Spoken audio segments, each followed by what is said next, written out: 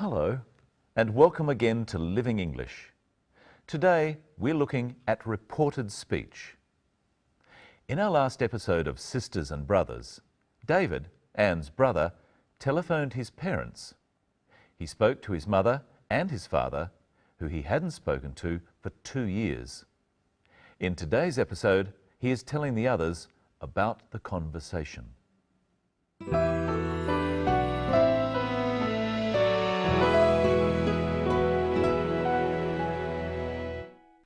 Goodbye. I'll see you soon. Yeah, I promise. I love you too.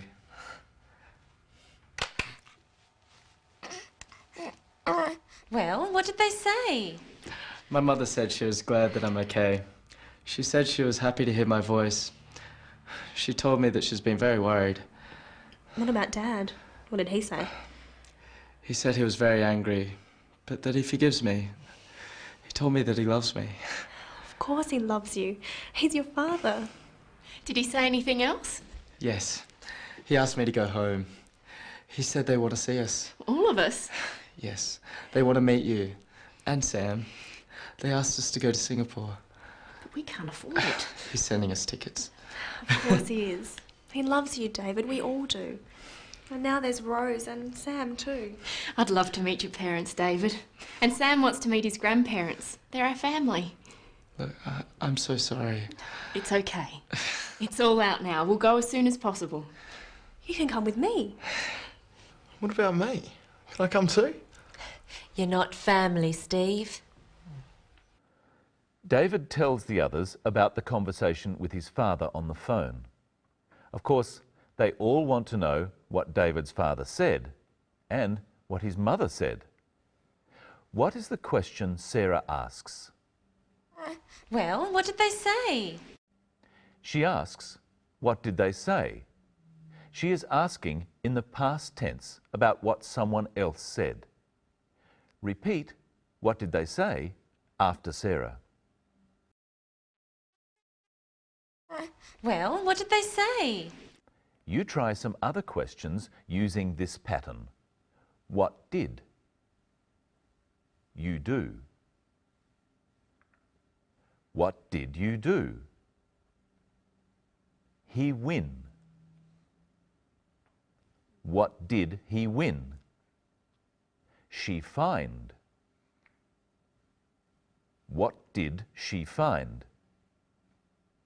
First, David tells the others what his mother said. My mother said she was glad that I'm okay. She said she was happy to hear my voice. She told me that she's been very worried. Let's look at all three of these statements. We've already worked out what the first statement was. I'm glad you're okay. The second statement was, she said she was happy to hear my voice. So what did David's mother actually say? I'm happy to hear your voice. She said she was happy to hear his voice. And what was the third statement? She told me that she's been very worried. So she actually said, I've been very worried. That statement is in the present perfect tense. Now let's listen to what David's father said to David. What about Dad? What did he say? He said he was very angry, but that he forgives me. He told me that he loves me. David's father said three things too. Sometimes when we report what someone else has said, we use the present tense and sometimes the past tense. Let's look at the three things David reports his father said and work out what David's father actually said. He said he was very angry. What did he actually say? I am very angry. He said that he forgives me. What did he actually say? I forgive you.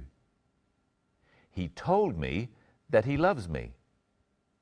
What did he actually say? I love you. Let's look at David's father telling David what he wants him to do. Bring Rose and our grandson. Your mother and I love you. We want to see you. We want to meet your family. So Norman, David's father, made 4 statements. Let's turn those statements into reported or indirect speech. First, bring Rose and our grandson. What verb should we use?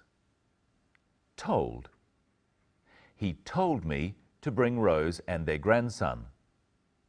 Notice that because bringing Rose and their grandson is something that is going to happen in the future, we can't use the past.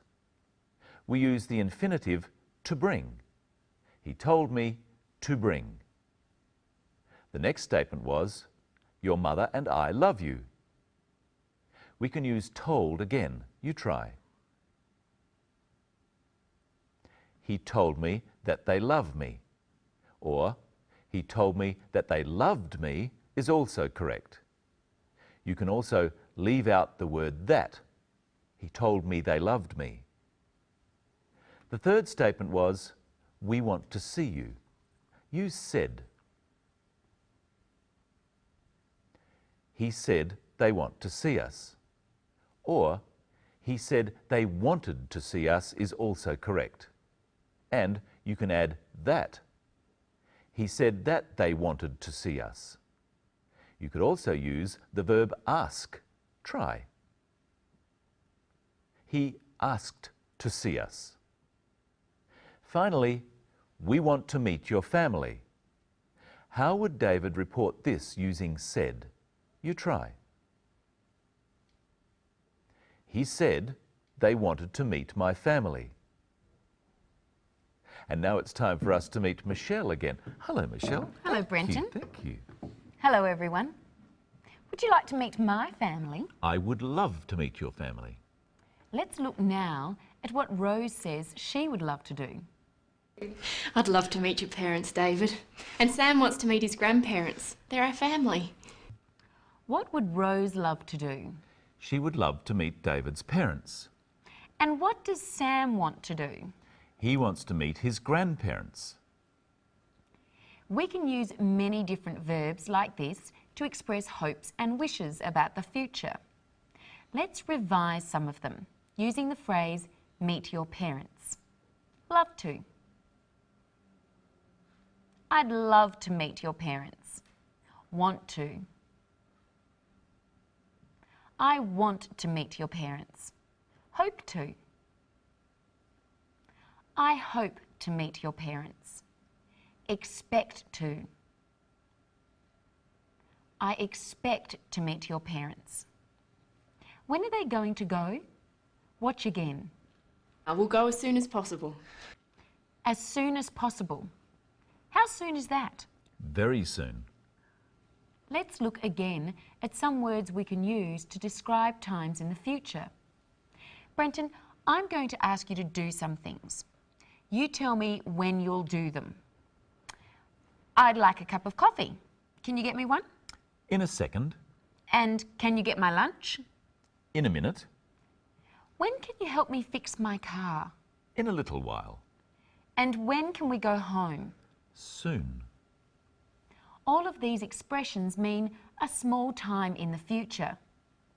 As we've seen before, if we want to say exactly when in the future, we say at a time, at 2:30, or in a length of time, in a few days.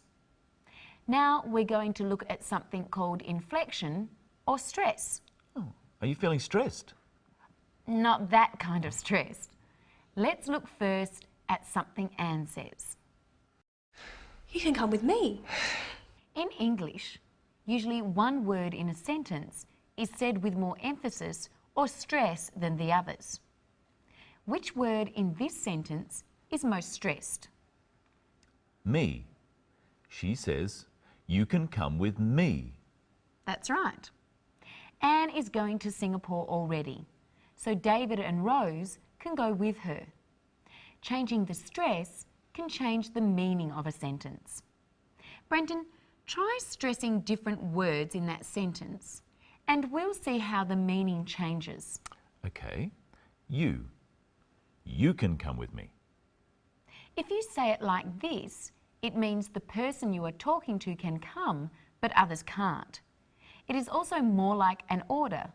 You can come with me. You can come with me. Before we thought you couldn't come with me, but now you can. You can come with me. You can come with me. You can come with me, or I can go by myself. Let's look at another example of how inflection changes the meaning. You must go. Oh, all right. Sorry. What are you doing? Now let's look at how to say those same phrases with different inflections. What are you doing? Looking at this travel brochure. I'm thinking of going to Thailand. Oh, you must go. I went there last year. It's great. So, what are you doing suggests that someone is doing something wrong. What are you doing is asking a question, being curious and interested. You must go is ordering someone to go away. You must go is saying it would be really great for you to go. And you must have another look at today's episode and join us next time. Bye. Bye. Goodbye. I'll see you soon. Yeah, I promise. I love you too.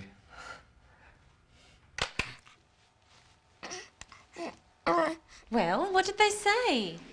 My mother said she was glad that I'm okay. She said she was happy to hear my voice. She told me that she's been very worried. What about Dad? What did he say? He said he was very angry, but that he forgives me. He told me that he loves me. Of course he loves you. He's your father. Did he say anything else? Yes. He asked me to go home. He said they want to see us. All of us? Yes. They want to meet you. And Sam. They asked us to go to Singapore. But we can't afford it. He's sending us tickets. Of course he is. He loves you, David. We all do. And now there's Rose and Sam too. I'd love to meet your parents, David. And Sam wants to meet his grandparents. They're our family. Look, I'm so sorry. It's okay. It's all out now. We'll go as soon as possible. You can come with me. What about me? Can I come too? You're not family, Steve.